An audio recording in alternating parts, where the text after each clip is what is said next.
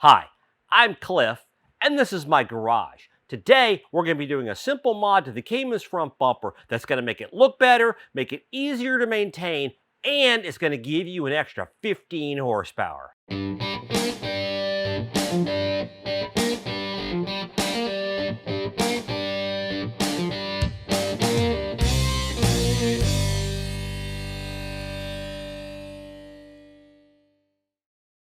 Hey, welcome back to the garage. And if this is your first time joining me, thanks for dropping by.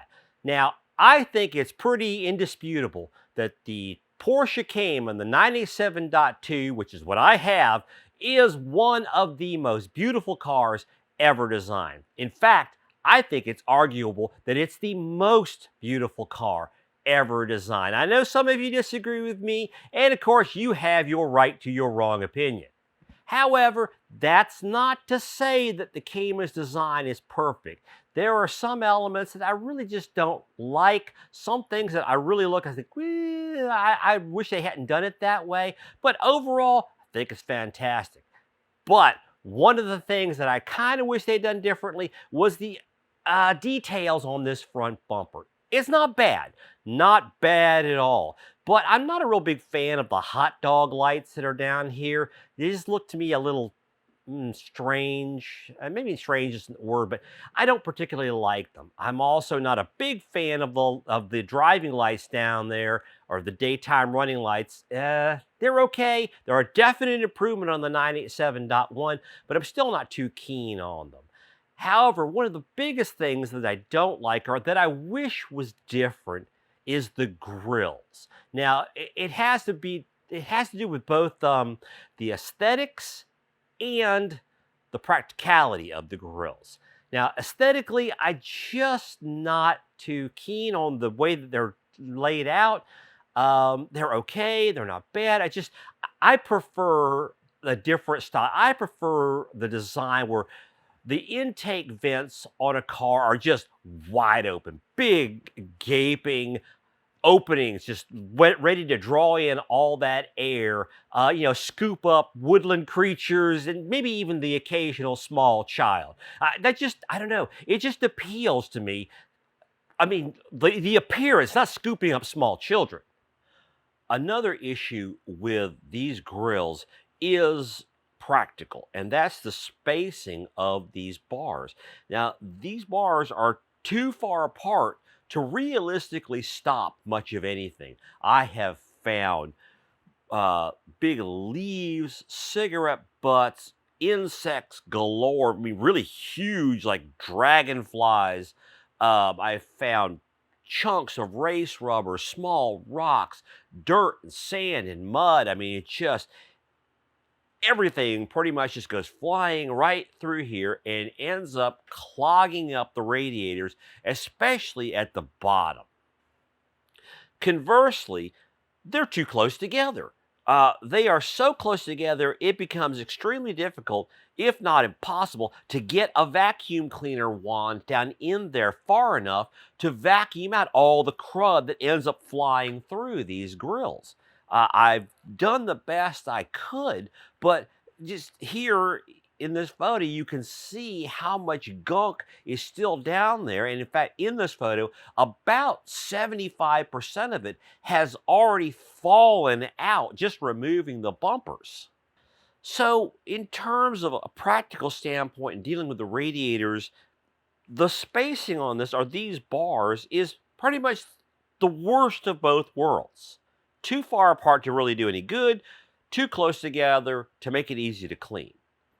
Now, another criticism that people have made of this design, and it's valid, is that, again, they're so far apart, they allow rocks to fly through here. And that's very valid because what can happen is the rock goes flying in here and can actually knock a hole in your radiator or your air conditioning condenser. It's a small risk, but it's not out of the realm of possibility.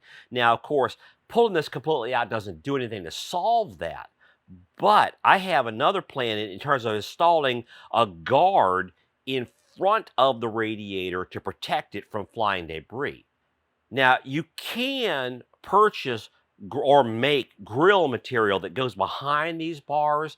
And of course, I looked into that and I really did not like that. For one thing, when it installs to the backs of these bars, and then it uses zip ties to hold it in place and behind here. And it's really kind of dorky looking. It just looks cheap. And so I didn't like that at all. The other issue is that even those grills don't stop everything from flying through. You still got a lot of pretty good sized debris that can fly in through there, still clog up your radiators. And now with that mesh in there, you completely cannot get at it. You have to remove the bumper in order to do any cleaning back there. So I looked into these grills and decided no, they were not a proper answer at all. Oh, not to mention the fact that they completely go counter to what I want to do, which is wide open. These look completely closed off and I just don't like it. I've checked out a variety of options for changing up the way the front bumper of the Cayman looks. And of course, you can buy a aftermarket bumper. Some of them look quite nice.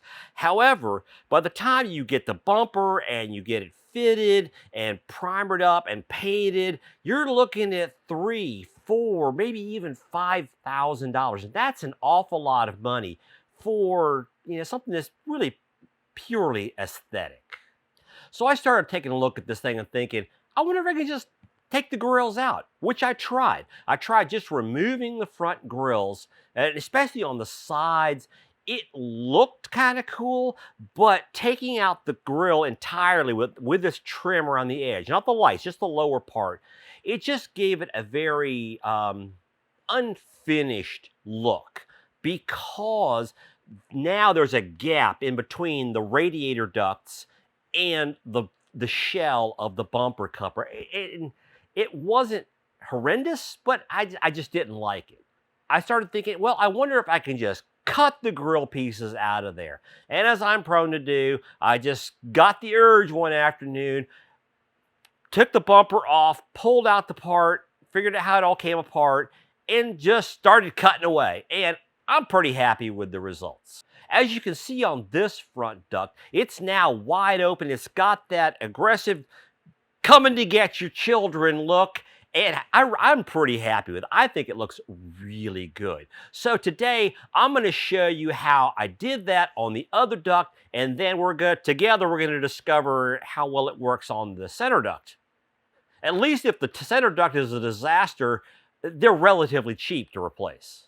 So here is the back of the bumper cover. If you don't know how to remove it off your Cayman, I recently did a video on how to remove this thing. It's a fairly simple job. I'll give you a video link up in that corner up there. Like I said, it's not hard at all. Now on mine, pay no attention to that white putty looking stuff down there. That's some JB Weld that I used to repair a split in the cover that happened when I tore the front spoiler off at Carolina Motorsports Park last year.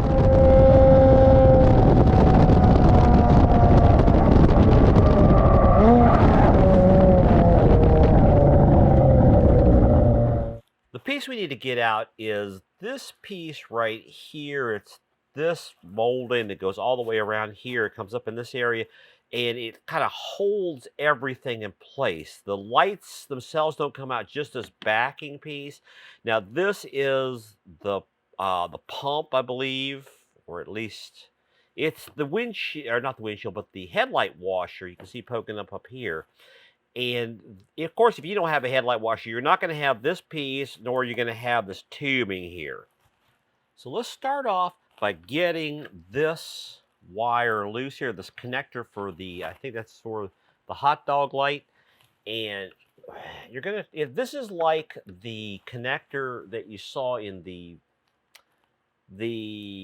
bumper removal video, there's a little tab right here that you pull back. And when you do that, it causes this little locking arm that's inside here to flip up and let go of the tab. So we're going to pull back on that tab just a bit. You can probably hear it snap loose, and then pull this connector back. This is a kind of a clumsy position, So really makes it easier if you can hold that tab or just do it with your fingernail and then take a small screwdriver and just pry it off. Next, we need to get the wire loose. This is like a metal clamp that's inside this plastic that holds the wire. You could just cut this wire, what's it called?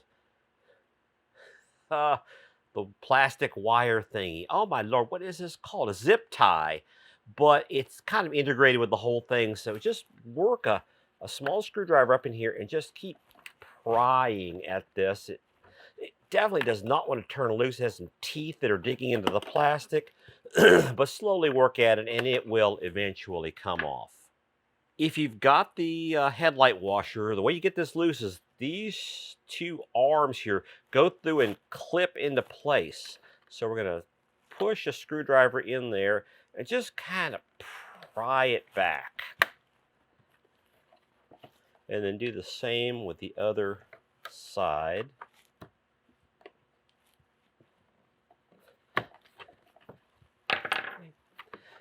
And then it pushes down and comes right out of there, and just kind of pull this tubing loose a bit and it'll all lay down out of your way. If you're wondering what these things are, these are called either X nuts or more commonly cross nuts. And it's like a rivet with a threaded middle to it. And so you push this through here, through a hole, and then there's a tool that pulls it back and spreads these little arms and locks it in place. This is what I use to hold the dive planes or canards onto the side of the bumper. These are super handy. You just need a special tool to insert them. I'll give you a link to the one that I use off of Amazon. When you need it, there just is no substitute for these things. They work fantastically well. Next, we have a pair of Phillips head screws that have to come out. One's located right here and the other one right there.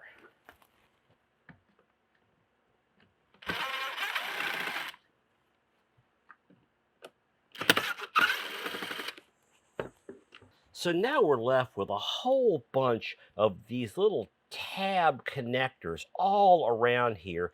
And you just have to get in here and just use a screwdriver, get kind of in and pry up and out as you're pulling out on this frame. It's kind of tedious.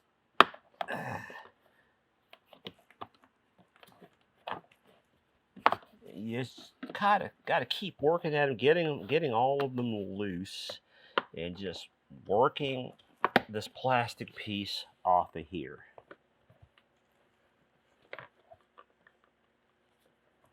A bigger screwdriver for this one.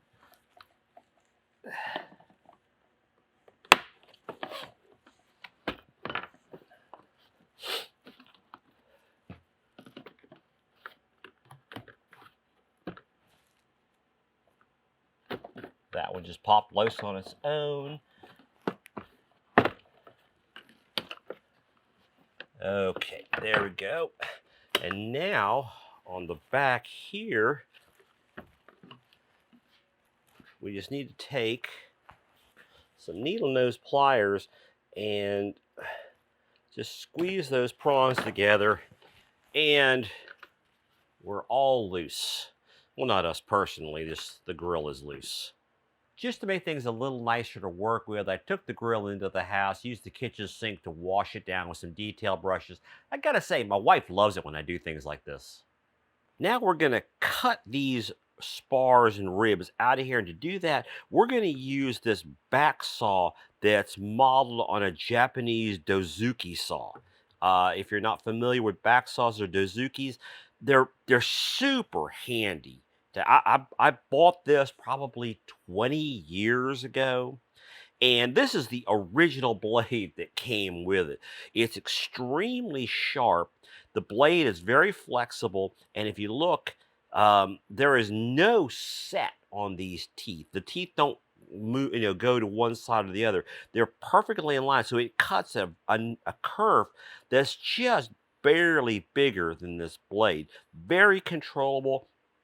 You can see the two set. This is a back saw, so you you cut on the pull stroke. So you line up and pull to cut. Um, I don't even know. I don't think you can even buy this particular one anymore. I'm sure they have a better model if 2 decades later. I'll give you a link. I did see a couple of them on Amazon. I'll give you a link to one that's very similar to this. Another note on these Dozuki saws is the blade is flexible, so you can like lay it down and into very tight places and cut right next to something, since the blade kind of guides itself. And like I said, super useful. I can't tell you the number of times that I have used this when no other tool would do what I needed. All right, so let's start cutting these ribs out. And you could come here and use the blade to cut right next to the plastic here. I'm not going to do that. You'll see in a little while why. Well, for one thing, I found on the other one, it kind of, there is a little bit of marring of the plastic. So I'm going to put it against there and push the blade out just a bit and get my cut started. I'm running into that thing there. Kind of a pain. It's a little further away than I really wanted to be. But you can see that this saw cuts through very quickly and easily.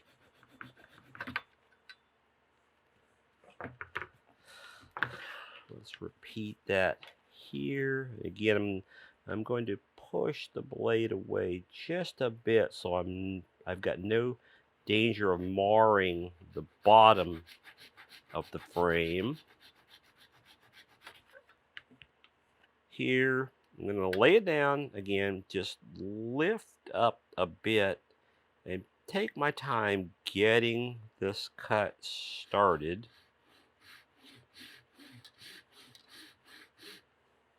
Looking carefully to try and make sure I don't cut into the face.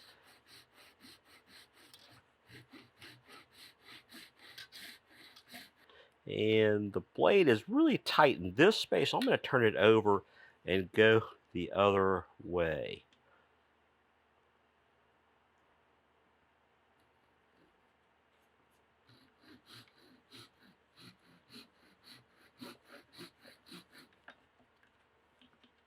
Gotta be careful not to get my fingers down in here and cut them. I'm applying really fairly little pressure here, just letting the saw do the work. Okay.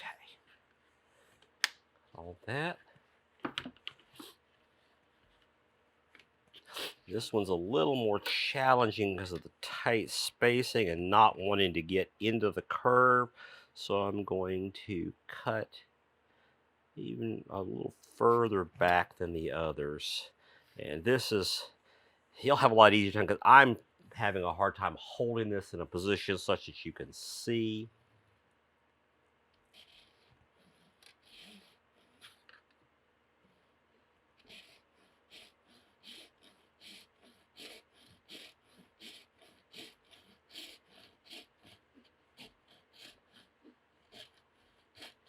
Now, here's the challenging part, is cutting this piece because it connects both on the side and in the back right around there. Luckily, this is kind of up under everything and is pretty much hidden by the driving light. So this doesn't have to be super pretty. Just and it get lined up. You can't really cut straight down because of this curve. So, just stay kind of away. And I hope I'm getting this line up where you can actually see what I'm doing. But I think you get the basic idea.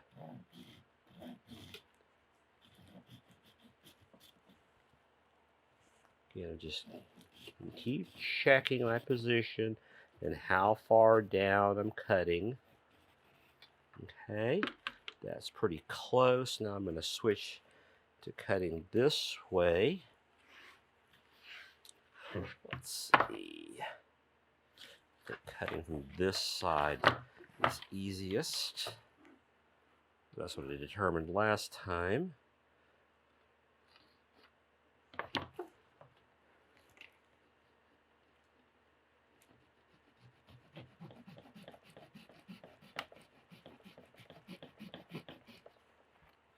And I'm looking to see where I'm cutting.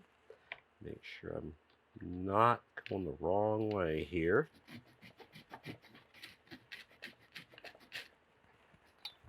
I'll switch to this side. Go much more vertical. There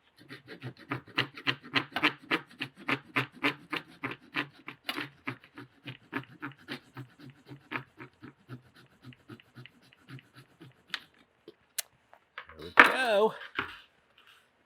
Now, of course, we've got a lot left here, and that's really purposeful. I didn't want to get too close in there because we're going to trim this up now and get it much more flush. And to do that, I'm going to use a wood chisel. And this has been very carefully sharpened and honed to have a very sharp edge here. If you're looking for a set of wood chisels, these Narex chisels, they are not expensive at all, but they're really good. I bought these probably 15 years ago, maybe closer to 20. These were my cheap starter chisels I was just going to use till I bought some nice, like, expensive ones like 2 cherries or something. And I have found that these inexpensive Narex chisels have done everything I could have wanted from them. They've been very durable, stayed sharp, just a really, really good set of chisels. Of course, you can't buy these exact ones anymore, but they have newer ones that I highly, highly recommend. I'll give you a link to some in the video description below. So when you're doing this, the idea is you're going to get a good hold and you're going to carefully and slowly slice this away. And that's what makes having a good sharp chisel so important, is that you can very carefully take away small slices. Let's work on this one now.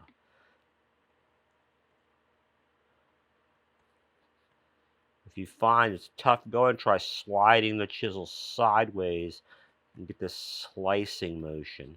It's a little harder to control in a way, but it definitely works well.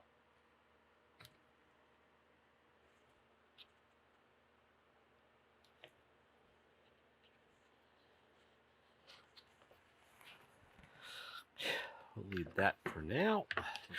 Now I'm going to try work on removing this entire little islandish looking thing here. Now this honestly is up underneath the bottom, so I'm not sure it's really all that critical, but I'm just going to go ahead and take care of it.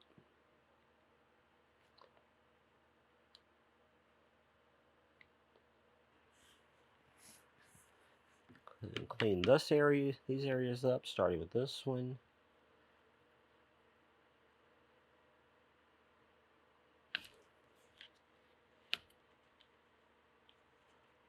This is really not visible for the most part, so I'm not going to be quite so careful with this area.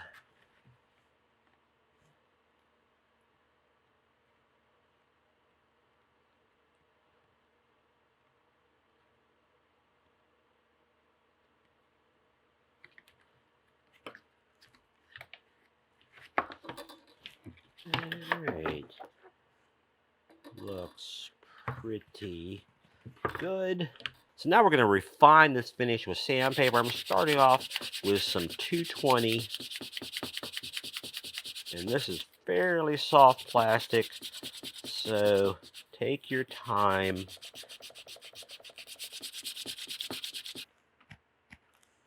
You might have to come back and do a bit of just fine shaving using the chisel. Also coming back here and just doing a bit of refining of this cutout here.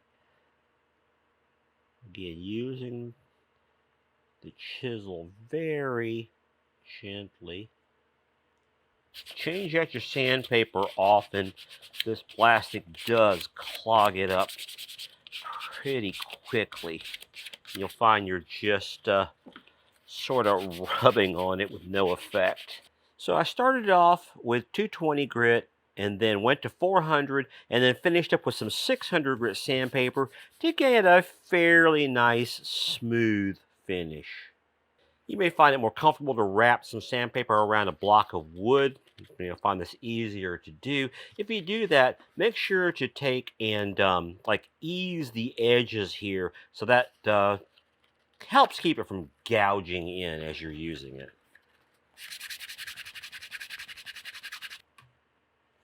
On this bottom one here, I'm just going to take the chisel and slowly just cut this whole thing off here. This is a little tough. I think I'm going to flip the chisel over, give myself a better angle, and just take my time and slowly carve at this and get rid of it. There, that looks pretty good. Going to finish off with just a light sanding using 600 grit paper just to give a consistent finish between the various parts of the frame here. Reinstalling the grill is just a question of reversing all the steps we did, taking it out.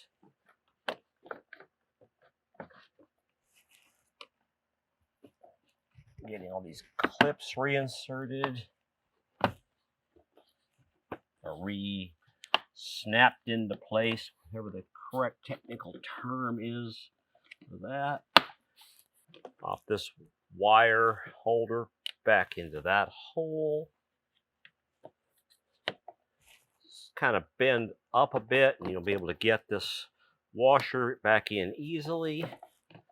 Get its hold down bracket snapped into place. This was a little tough. It's a tight fit.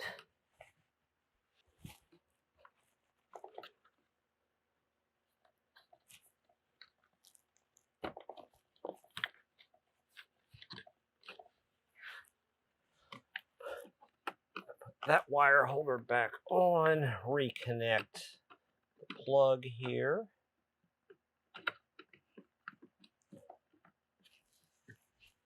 Do make sure you get the hose rerouted back around here correctly behind this one clip. Put the 2 screws in. Let's see about getting this center grill out here. It looks like it's just a series of these same clips here. So prying up and kind of twisting and working it in there, and there we go. Pops out.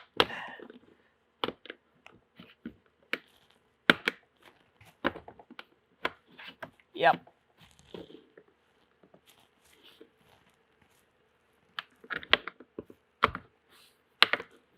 Huh. That made it kind of easy. I kind of went from the side and pried out. Okay. Worked really well on that one. It's not working so good on this one. Simple enough. So looking here, this is going to be fairly straightforward. The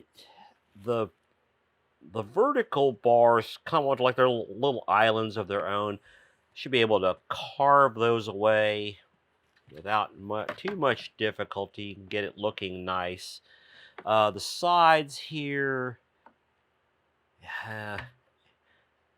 shapes a little, there may be a small gap in the edge there. Again, we'll see whether that really is even worth trying to deal with. And let me take this in, delight my wife by washing yet another car part in her kitchen sink, and I'll be right back.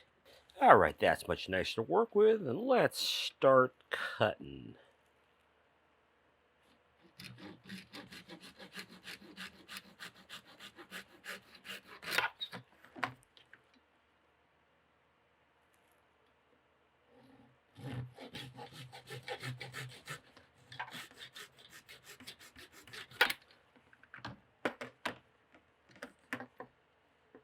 You can see where this one is broken. This snapped one time trying to get a vacuum nozzle in here unsuccessfully to try and clean, and that's part of what led to doing this whole project.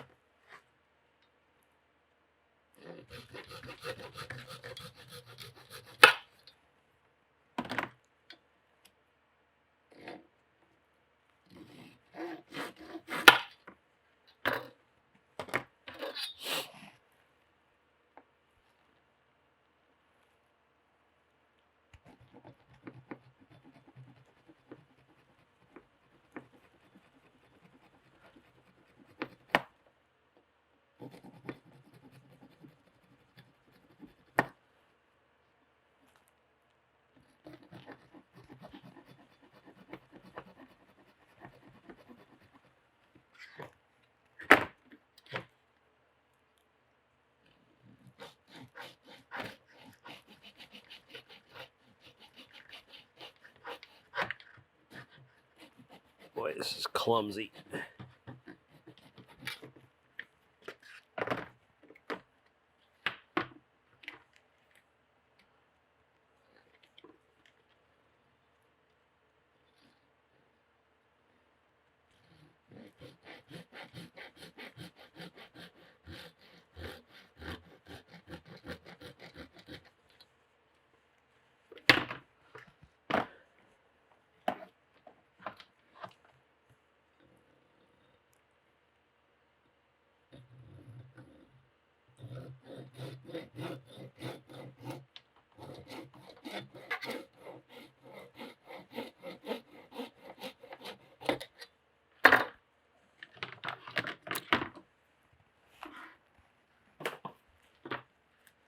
Yeah, that looks better already. Okay, let's try tackling these top and bottom little island things.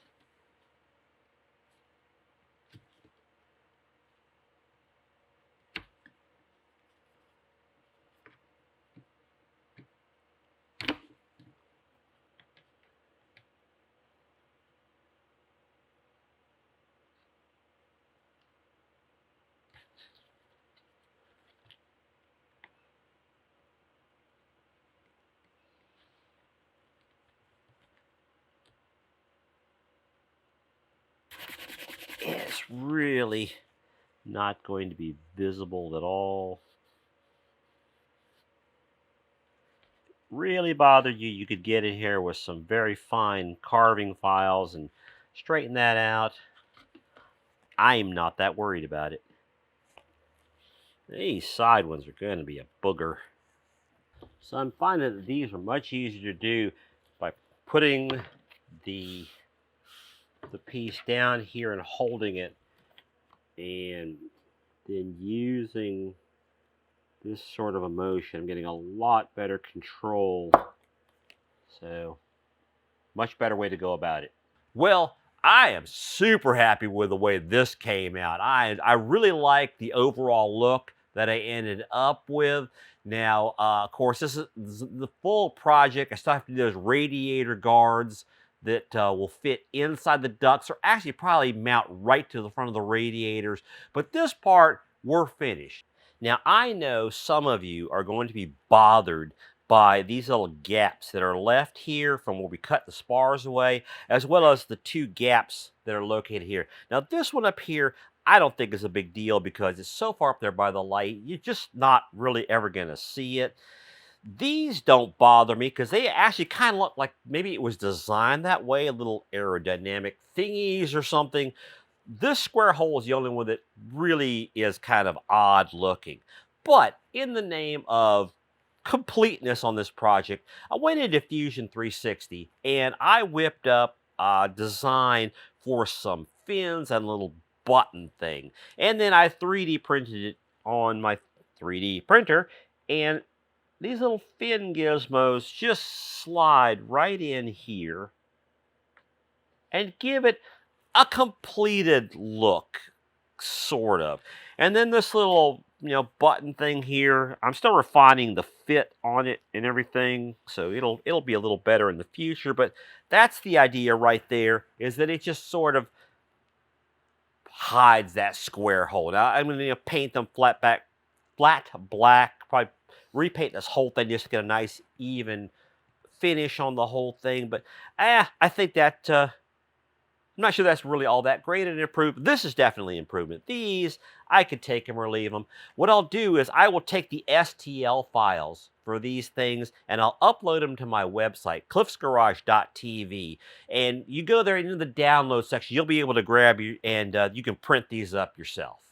Now, before you go down there and smack that thumbs up button, put a like on this video, let my YouTube overlords know that you liked this video and you found it valuable. And while you're down there, if you're not one of my subscribers, please click that big red shiny subscribe button and become one of my subscribers today. And finally, if you want to be kept up with everything that's going on here in the garage, my track car stuff, basic other modifications to the Cayman, upgrades to the garage, just general DIY stuff around the house, go click on that bell icon. That turns on notifications for this channel, and that way YouTube will let you know every time that I post something new from here in Cliff's Garage. I'll see you next time.